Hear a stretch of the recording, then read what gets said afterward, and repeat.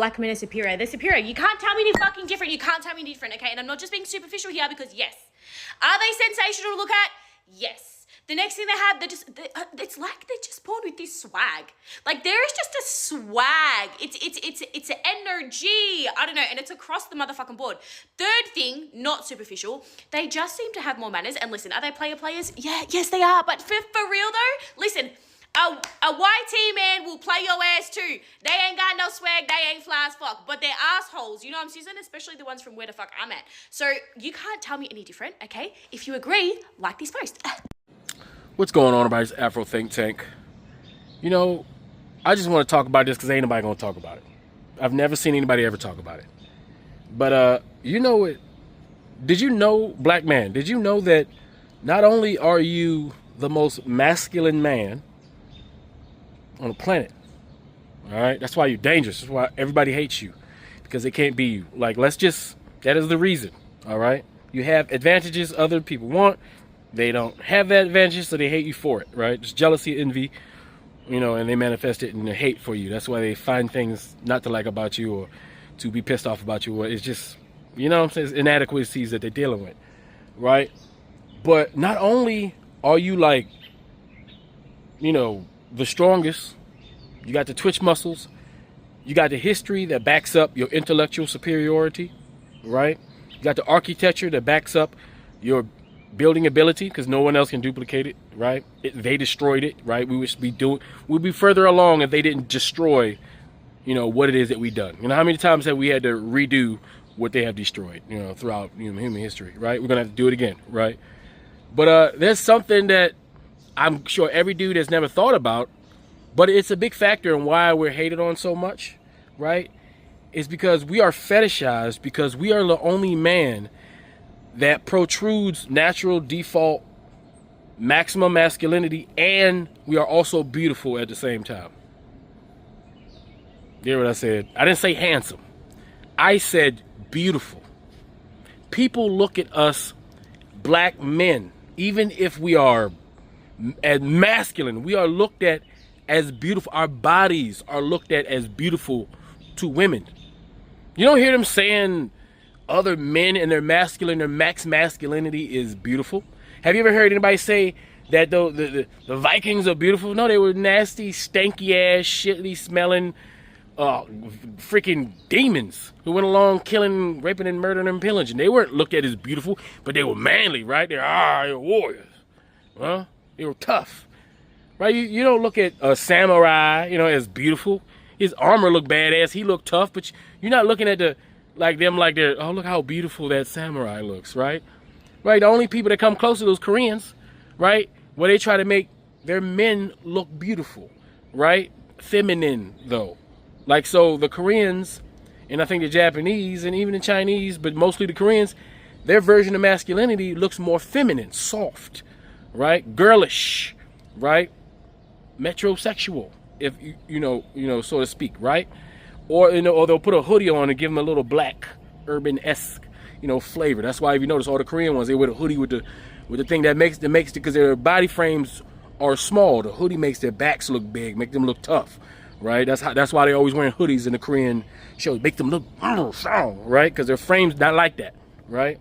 You know, unless they're all of them doing peptides and steroids, so everybody got fake bodies, right? But I'm just saying, like, naturally, they don't have that frame. But black people, we got like the ultimate frame. White people got good frames too. They got big ass muscular frames. But if you notice, most white people, they're doing peptides, steroids, all kind of antibiotics. They're in the gym 40 hours a goddamn day, you know what I'm saying? And they're in the goddamn gym 10 days out of a 7-day week, you know, pumping up, trying to get ultra big, trying to add on, you know, biohacking themselves to get manly. Black folks don't do that. We manly just standing there. We don't need no attachments. We don't need no Oakley shades. We don't need no bulletproof vest. We don't need an AR-15. We don't need a bunch of gats. We don't need a bunch of guns and grenades and bullets and samurai swords and none of that shit to look max masculine. All we do is stand there with our shirts off. And that's all we got to do to scare everybody into shit. That's why they always pulling guns. That's why they always shoot first. We could be running away. We still dangerous. We can be, our kids can run away and they're still dangerous. It still activates the fight or flight by the fight or flight mechanisms of other races of men. That's just how much we protrude. Just a regular looking about as innocent. That's why we got to walk around and look nice. That's why we got to walk around. We men, we do, especially us masculine ones. You know what we do to make other men feel okay. We get little, that's why we always making jokes. That's why we always making them feel comfortable, because we know when we step in the room that they are intimidated. So we crack jokes. We make ourselves safe so they feel like they can be themselves. And once they get comfortable with you, and once they realize you're not a threat, then they're your best goddamn friends and want to be around you 24/7. Am I not right? People, listen, women look at us and we're the only men. You don't hear nobody calling nobody beautiful. You don't hear, the Latin people are the closest, and that's the ones that got a little bit of dark black in them. But you don't hear nobody saying that Latin man is, sometimes you get the little dark ones, the ones that got that thing. They may get, oh, that man is beautiful or gorgeous. But those are exceptions to the rule. Constantly, on a regular basis, by default, an attractive black man is looked at as beautiful and masculine at the same time. Not ugly and rugged. Even though we have our ugly, rugged masculine men too, forms, right? But for the most part, we're smooth, athletic, fast twitch geniuses who are also sexy as shit. That's why we're always fetishized. Everybody fetishizes the shit out of us. We ain't got to do shit. Standing there, that's as manly as a man can get, is a black man standing there with his shirt off. A black man can speak authority, right? With his shirt off. A black man can be powerful with his shirt off. He can intimidate everybody with his shirt off. A black man can make a lion leave his kill with his shirt off. And I've proven that. Like, that's how serious it is.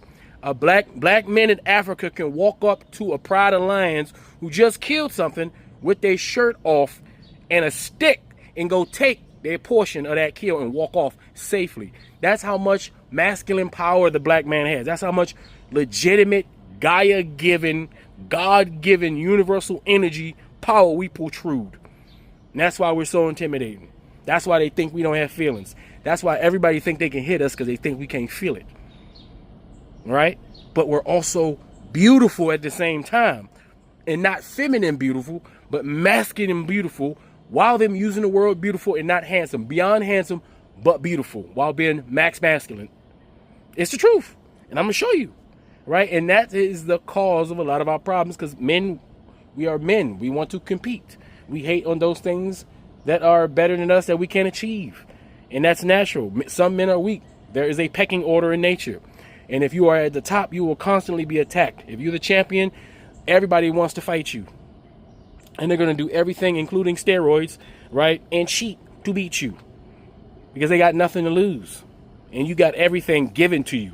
So they hate you because it's just given to you. You didn't have to earn it. So they got to go earn everything they get and work just extra hard just to come close to where you at. And that's how they view it sometimes, but y'all don't see that, because they're so busy trying to oppress you as their strategy to get above you or to maintain dominance over you or to slow your progression, that they forget, right, that we are naturally just going to continue to succeed anyway.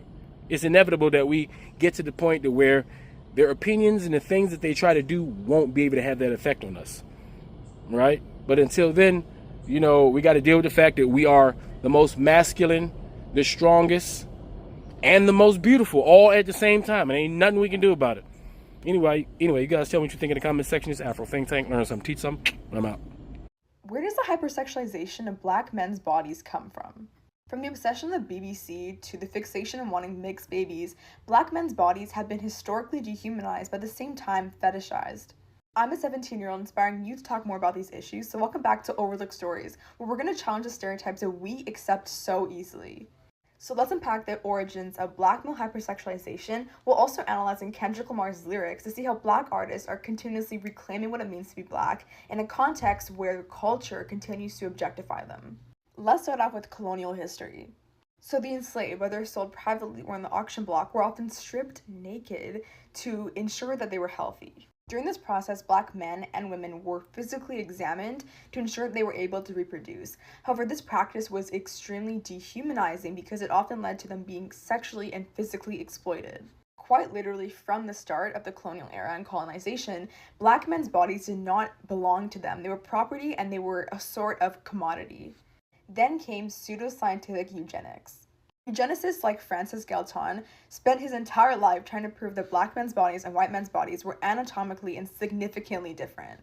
Pseudoscience really framed white men's bodies as morally superior because they supposedly exercised greater sexual control, whereas black men were barbaric and savage. Now, this fear was normalized into something called the Black Peril, which is basically a colonial anxiety that black and indigenous men having sexual contact with white women was kind of a moral and social violation.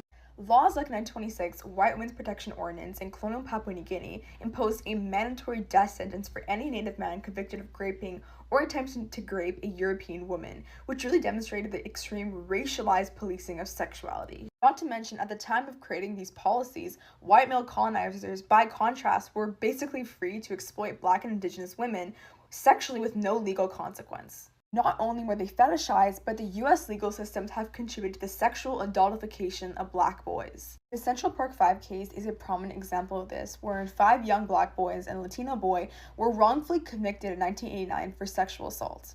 They served between 6 to 13 years in juvenile prison or adult prison for a crime they did not commit. These cases reinforce societal assumptions about black men being a sexual threat and being a criminal. Thankfully, artists like Kendrick Lamar are paving the way to redefine what sexuality looks like for black men. Kendrick Lamar's Mother I Sober challenges the stereotype of black male hypersexuality using personal narrative, historical context, and being vulnerable to reclaim his masculinity. When he says intoxicated, there's a lustful nature that I failed to mention, insecurities that I project, sleeping with another woman. He acknowledges sexual behavior but also frames it as trauma-driven, an attempt to cope with insecurity and emotional pain, not a celebration of an inherent sexual power. Now, in this incredibly emotional line, Kendrick's basically talking about how being seen as hypersexual is basically a product of colonial violence, of slavery, of generational trauma. And finally, when Kendrick says, "So I set free myself from all the guilt, so I set free our children, keep our bodies sacred," he's basically liberating himself through these lyrics. And he's redefining sexuality as a conscious, ethical, and sacred action, not just something that's compulsive or performative or seen as something inherent to being black. And finally, one of my favorite songs by Kendrick, he's basically reclaiming his own body in a context where black men's bodies have not historically been their own. From Kendrick Lamar's lyrics to the historical analysis, we can really see that black men's bodies have not always been theirs to represent and theirs to express. I think it's so important that we keep talking about this to ensure that everyone has the right to express their identity in any way that they want. They're noticing declining birth rates, and we are noticing the great shift. Let's talk about it.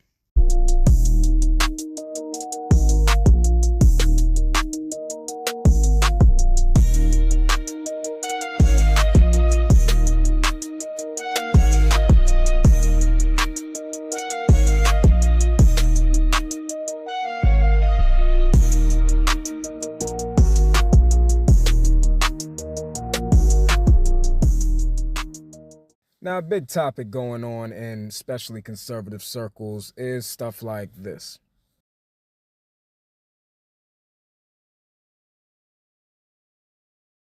And now, while there's a lot of fear-mongering that they try to use in propaganda, that they try to spout to say that this is happening to all of us, we as black men and African men know our reality and our future looks like this.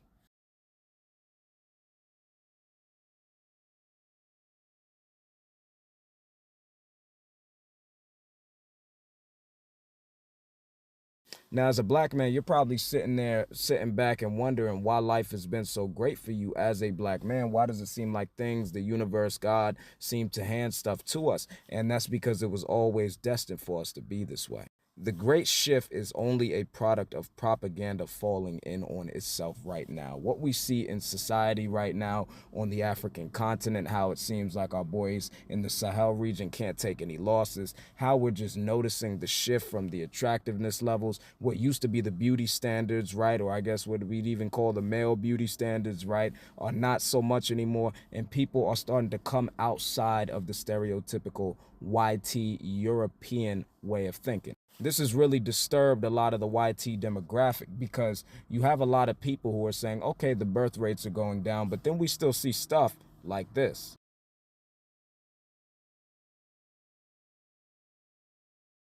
So when we understand why the YT man is trying to stronghold his power, we really have to pay attention to stuff like this. Controversial conversations like this need to be had, because at the end of the day, women are always going to be having children for the most part if they choose to. It's just a matter of who they're having it with and how they prioritize that in our system and in our government and how they push that out to the media. With freedom and autonomy, we are seeing who the women are choosing, and it's not the people who are sitting there complaining about the birth rate. Now, I see this as inevitable because when you look at the social dynamics of the world, and especially the social dynamics of the United States, we were put through a lot of pressure. And if you understand anything, pressure creates diamonds. So it doesn't surprise me that women are starting to see the diamonds in the rough. Enjoy the gray shift, boys. We deserve it. As a black man, there's nobody out there that will sexualize you more than a white man does. Not white women, no other race of women, no other race of man. It's the white man. And if you played sports, or if you've worked in like a kitchen or like a warehouse even, you'll know exactly what I'm talking about. Like if you stand around a white dude long enough, there's like a 80% chance he's going to ask how big you are, you know, and like how many women you be with. And like, it's really uncomfortable, bruh. It's really uncomfortable because it's like, you won't even be talking about anything sexual. But if it's slightly adjacent to it, they're going to try and work that into the conversation somehow because they have a weird obsession with black men and what they got going on down there. The white man's fascination and obsession with the black phallus, the BBC, is incredibly like unsettling and insane. And once you come to the realization of what's going on, you won't be able to look at it the same. You know what I'm saying? Because like for me, I didn't really mind it too much when I was like younger in high school, but like as time went on, I'm starting to notice a pattern. It's getting worse because I played college ball, you know what I'm saying? And once I got to college, it got so much worse, bruh. And just like anything, it goes back to slavery and the sheer surprise of what the Europeans saw whenever they came to Africa. Really, white men have an unhealthy obsession with like black bodies in general, but it's just like, since I'm a man, I'm speaking on like the male issue, the male part of it. And there's another aspect to this where it's like more physical, you know what I'm saying? Because it's like the white men want to have so many fantasies about overpowering a black man physically. And again, it goes back to slavery with like buck breaking. And there's not a lot of like concrete evidence that points towards like the existence of buck breaking, but like I don't put anything past these folks. You know what I'm saying? And they want to feel like they can, or they fantasize about physically overpowering a black man by like fighting them or just like straight up taking a life. You know what I mean? Because it's like they have this like irrational fear within themselves, and like under patriarchy, there's something that's going on in their brains where it's like there's like a little bit of like cognitive dissonance, and it's like I can't be a manly man and be scared of any black man no matter what they look like. So it's like they fantasize constantly about overpowering a black man physically in order to reclaim that self-inflicted emasculation. You know what I mean? Because it's like they want to feel like they have real power again, and that's why you get things like lynchings and blaming black men for sexually assaulting their women and giving themselves a reason to be violent towards black men. You know what I mean? So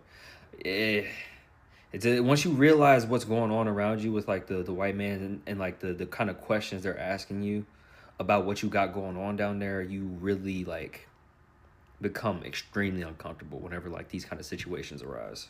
You know what haunts me to this day? When I worked at a frozen yogurt shop with this like random white girl, a black man walked in once. He was picking out his frozen yogurt and like all his toppings, and the whole entire time this girl was whispering to me how she religiously only dated black men. Black men were her king. She wanted to mix children. She went on a whole rant the entire time, like just whispering me this.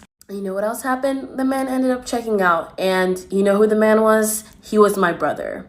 It's so weird. Like, why? Do you like white boys? Do you like white? Do I like white men? No. Why? Because they're not normal. But do you think hating on your own race is a way of self-hatred? No, no. Oh, okay. So what's your type? Fucking big black cock. Hey, okay. I think she was a big one still. Black ruined that. Say nothing. I have never realized, like, actually how racist people really are. I've never been with a black man before, and ever since I have, he always told me that, you know, beware that you're with me and I'm black. I'm gonna get looked at, people are gonna say things. It's just part of life. That's just what it is. I never really understood what he meant by that. Till now, when I'm posting on social media, it's crazy. You know, we live in a world where this is so normalized. People go with a different kind, okay? We're all one. We are all equal. Why does it matter if I choose to have kids with a black man? I don't understand. That's what I've been attracted to. Why does it matter what I do? Oh, but on a serious note, though, stop worrying about who and what people are doing with their lives. This world will never get better unless you make a difference. Stop worrying about who I like and what color I like. It doesn't affect you at all. Leave me alone. So I saw this post on Facebook and they're like, why do white women love black men? Do you want me to tell you why we love black men? Do you want me to? You know what? Matter of fact, I'm going to give you 10 reasons why white women love black men, okay? Number 1, they will hype you up like you just walked the runway.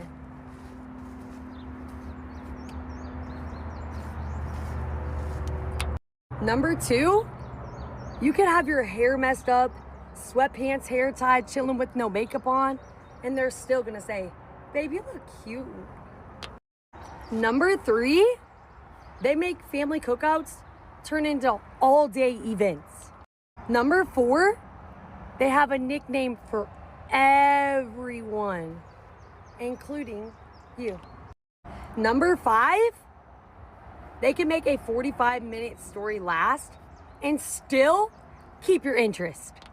And number 6, they walk into the room like they own the place, just like me. Number 7, the group chats with their friends are pure comedy. And number 8, they can turn any song into a concert, a rap show, whatever you want it to be, baby. We finna make that music, baby. Happy birthday to you. Happy birthday. Happy birthday to you. There's always 2 birthday songs, maybe 3. And number 9, they keep life interesting because you don't know what's about to happen next. And number 10, they can literally find anyone to do anything that you need. The end. Get you a black man or a white girl. If you can't tell, the whole black Scottish thing and the whole gingers are black thing, like, Americans are obsessed with black people. It's clear. Even the racist ones. We are obsessed with black people. We love them. Most of us love them. There are a few of us that act like they hate them, but they're also obsessed. Woolly mammoth and a mastodon. Hey, what's the difference? Prove me wrong. I get it. One is woolly and the other one is not. Hey, woolly mammoth and a mastodon. Hey. Free Sudan! Boycott diamonds and gold! Free Sudan! Boycott diamonds and gold! We most definitely cannot forget about the people of Sudan! Thanks for watching Afro Think Tank. Don't forget to like, share, and subscribe. And follow me on Substack and Patreon for more content. Remember, it's Pan-Africanism or nothing.